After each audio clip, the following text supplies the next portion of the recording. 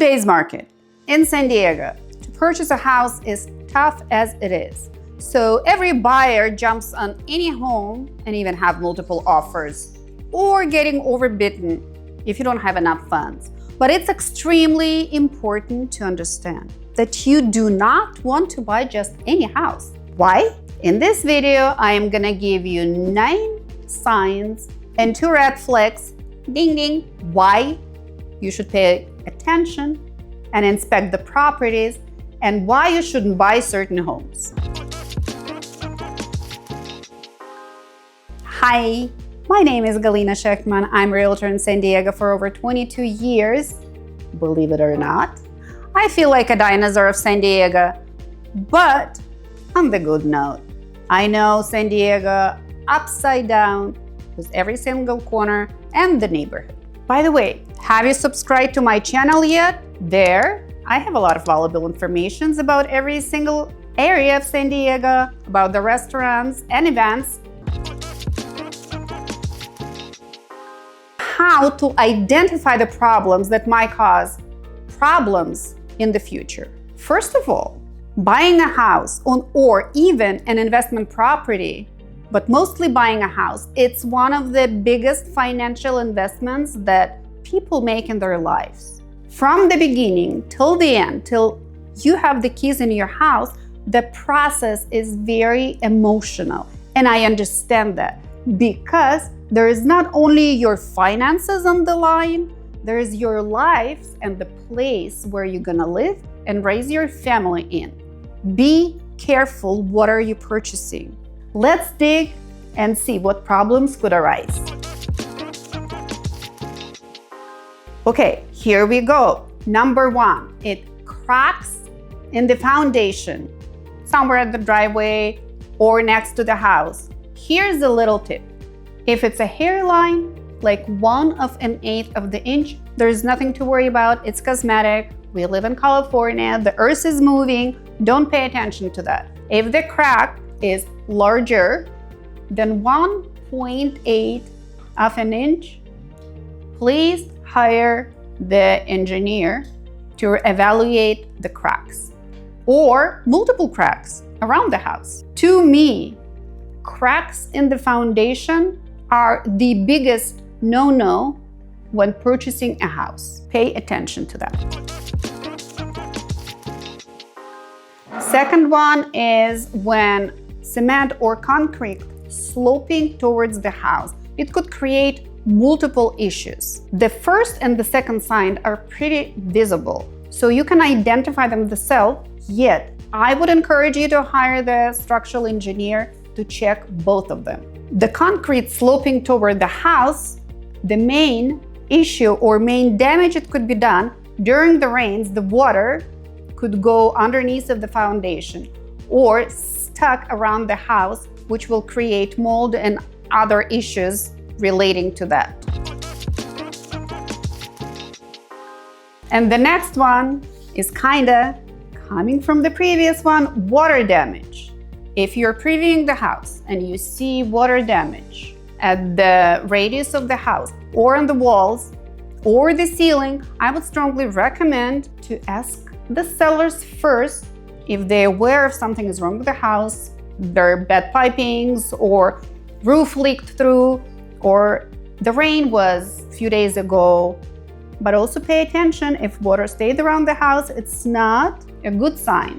Also, when you're gonna do your inspections, the inspector gonna come with the sensor and inspect every single of the property and provide you with level of moist in the walls, around the toilets, and etc. So it's very important to pay attention to the water damages throughout a house, inside and outside of the house. Number 4, bad smell. For example, you're walking into the open house or you walk into the house with an agent and you sense something bad. The good signs could be it's some authentic cooking, very minor.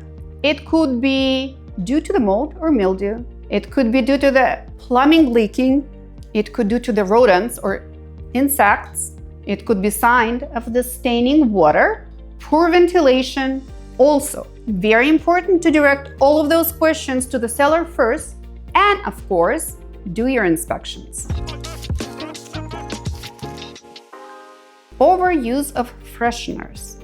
Ding, ding, ding. If you're visiting a house and you see candles in every single room or every single corner of the room, and there are a lot of fresheners in the bathrooms, the sign is that some smell is trying to be hidden or some odor is in the house. Also, please direct all of those questions to the seller.